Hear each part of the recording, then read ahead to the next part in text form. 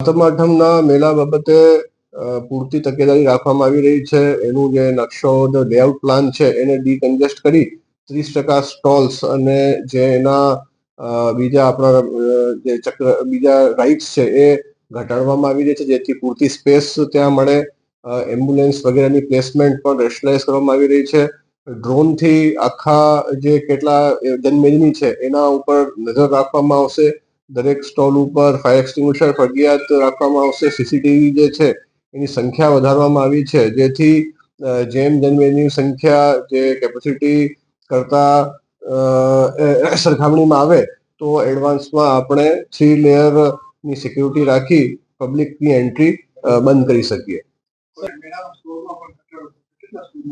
જી, 30% stalls અને rides ઓછી કરવામાં આવશે, જેથી સ્થળ ઉપર વધારે જગ્યા પબ્લિકના મુવમેન્ટ માટે ઉપલબ્ધ થાય.